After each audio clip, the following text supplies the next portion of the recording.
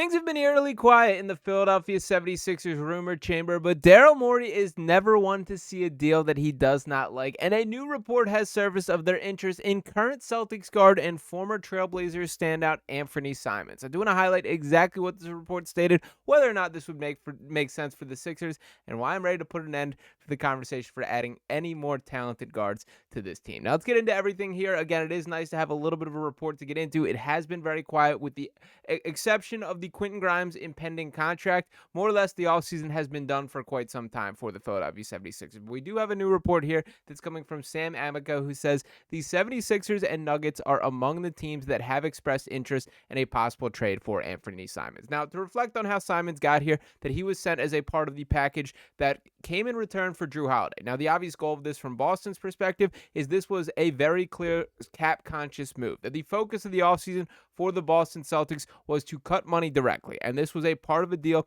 that did help achieve this. Shout out to our guy Yossi Goslin here, who tweets out this immediately following the trade that the Boston Celtics only reduced their payroll by $4.7 million by going from Jrue Holiday to Anfernee Simons, but decreased their tax penalty by $41 million. $46 million in total savings while factoring the salary for the 32nd pick, still deep in the second apron. They've made more moves since this time, but that was the clear goal of Boston. That I do think Anfernee Simons is a player who I like, who I do think in the wider scale of things is not appreciated for how talented he is, that I do think he is an underrated player there, but I don't think he's a guy that makes sense for the Sixers. I do think the Celtics likely view him as an asset more than anything. Now, to reflect on him as a talent a little bit first, that just last season on the Portland Trail Blazers, 32.7 minutes per game there, 19.3 points, 2.7 rebounds, 4.8 assists, shot 42.6% from the field, 36.3% from three. Still just 26 years old, and he's a guy who's shown some signs of promise there. To give a little bit of the year-by-year breakdown for what he's brought to the table here,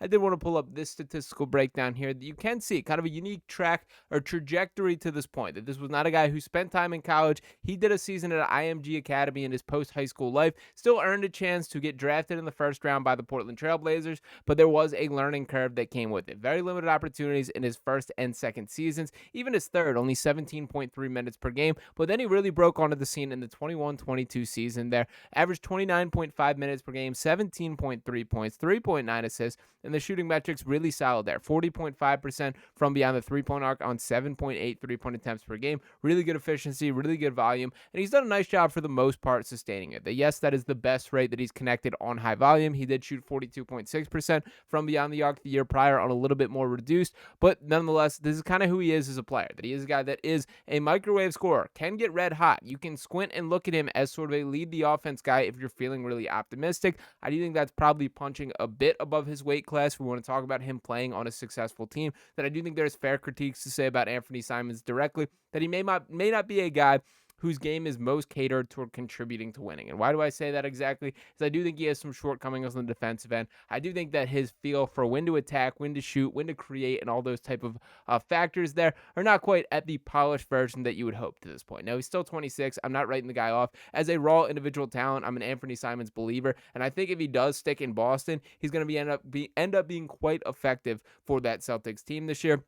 But nonetheless, this is not a situation in which I think it makes any sense for the Philadelphia 76ers. And the reason that I get that, the bottom line here, beyond just the raw roster constraints, which I will circle back to, it is that contract. That to take a look at that very contract by Anfernee Simons, that he signed a 4-year, $100 million deal with the Portland Trail Blazers before the 22-23 season. He is heading into the final year of that contract, so is due $27.6 million this season, which he is, as of now, set to be playing for the Celtics there. I don't see anywhere else where the Sixers are interested in any player in that type of price point based on the current constraints of the roster and the risk that carried with it. That they've committed such a high percentage of their salary cap to Joel Embiid, to Paul George, to Tyrese Maxey, and then they have done a nice job collecting young talent below that with VJ Edgecombe, with Jared McCain. Quentin Grimes is the last real factor. Now, to bring him into the conversation here, that is really all we're waiting on from the offseason standpoint. And what I do think is important to note, what we currently know to this point, is that the Sixers did tender the qualifying offer for $8 $8.7 million, a league source told The Athletic.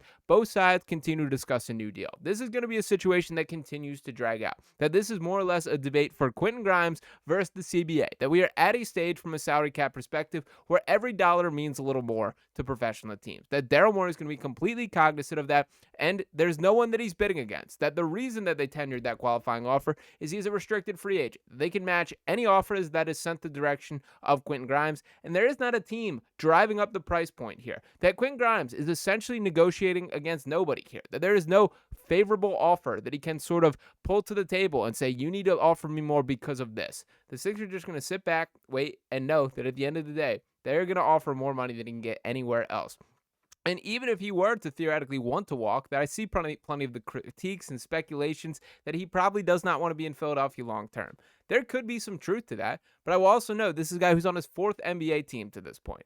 And if I'm Quentin Grimes, even if I hate Philadelphia, the priority in my mind will be locking up a stable dollar figure for the next several seasons. That I think a win, the best case scenario for both sides, for both Grimes and the Sixers directly here, is to reach some sort of long-term agreement. That even if that results in him being a trade piece, that is a win for the Sixers because he is a young, talented player that other teams could talk themselves into, even if it is not the clear-cut fit on the Sixers team, which is still to be determined as we see the mix of the VJ Edgecombs, of Jared McCain, of Tyrese Maxey. How do these guards all fit together? That is things that we need answered when live basketball is played on the court. This is also a win from Quentin Grimes' perspective, is because I do not see a world in which he would earn more money if he were to opt in, bet on himself for that $8.7 million deal, and then reach unrestricted free agency next offseason. How can you possibly think, if you're Quentin Grimes, who once again is already on his 4th NBA team, who's bounced around the league quite a bit, when you look at this Sixers roster, to believe that you're going to get remotely the opportunity that was the case the second half of the season? It was great that we had a bit of watchable basketball, that he provided a pulse to the season on what was a lifeless year by the Sixers team, but he also had the permanent green light in a way that likely will never be the case for the rest of his career. Now, to be fair to Grimes, I do want to highlight what he did on the overall season last year.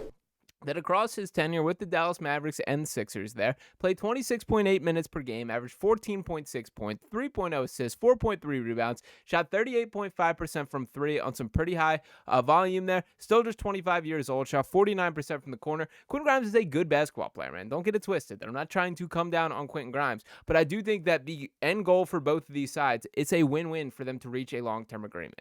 That's the only real sizable roster move that we should expect from the Sixers to this point, or for the remainder of the offseason here. Yes, they have one more available slot, but Daryl Morey's been pretty open and pretty public about his desire to keep a roster spot open. And that does make a little bit of sense from a financial perspective and a roster flexibility perspective, because you could theoretically pull in a 3-for-2 trade or 2-for-1 trade when that opportunity does present itself. For the time being, the lone strength on the Sixers team is the guard play. That you do have a bunch of young, talented guards that you want to see what happens. I don't need Anfernee Simons eating into the minutes of the Jared McCains, the Tyrese Maxeys, the VJ Edgecombs, the Quentin Grimes of this team. Let's see what these guys can do. Let's give them a fair shot. I have no idea where this report came from. I find it hard to believe that there's any sort of credence to it, to be perfectly honest here. That I do think Anfernee Simons could theoretically be a guy that Daryl Morey views as like you can get on, the bargain bin right now, and his value could be higher in the future. I do think Simons is going to end up being like a solid NBA player who sticks around for quite a bit of time, but I don't see any fit with this Sixers team in the short or long term here. So we'll see how it ultimately resolves itself here. But if I was a betting man at this current moment, I would say that Anfernee Simons starts day one of the NBA season in a Boston Celtics uniform, and we're probably going to be pretty frustrated about that at some point this year. That this was not just a salary dump for them removing Drew Holiday. They got a legitimate guy, a guy that's going to be fun to watch, and with Jason Tatum sideline, could be due for quite a few buckets. With him, Peyton Pritchard, Jaylen Brown still kicking around, the Celtics aren't going to be zeros this year. That yes, it will be a little bit of a step back season. Yes, they prioritize sending away money and putting themselves in the best financial state here. But if Jason Tatum's able to return for a playoff run, you can pretty easily talk yourself into that team being a contender once again. So do not quite write off the Celtics fully here. But ultimately, we will see, and we will keep our focus on the Sixers. I do not think a move for Anfernee Simons is anything that creates any sort of seismic shift for the outlook for the season. If anything, I would just hard pass on the situation. And for what it's worth, just to put that out there, that none of these guard options that I threw out here, I prefer all of them to Anfernee Simons. That I do believe that the way Jared McCain plays does translate to winning in a way that it is not true with Anfernee Simons. That Tyrese Maxey, we've seen be a legitimate all-star. We've seen him score 50 points in a playoff game. That VJ Edgecombe, the defensive ability that he will bring from day one. That Quentin Grimes, the two-way ability, that is a guy that can strap up defensively. These are all guys that I can view as a little bit more skill sets that translate directly to winning and that I just don't fully see with Anfernee Simons. There's way more empty calorie statistics to his game than I think is the case with any of the current Sixers guards, and I would just avoid the situation in its entirety. So we'll see if Daryl Morey sees things the same way as me. Would love to hear from you guys in the comments if you do as well. So make sure you're dropping those thoughts below. We are getting closer, about 6 weeks until Sixers basketball returns, which is crazy to think about to this point. So make sure you guys are getting tapped in, hitting that subscribe button, and drop a like on this video here. Appreciate each and one of you guys that keep pushing through the dregs of the offseason, but we're almost to basketball season and want as many of you as possible. So appreciate you guys for listening once again. Make sure you're hitting that subscribe button, dropping a like, and I'll be back talking to you next time. Peace.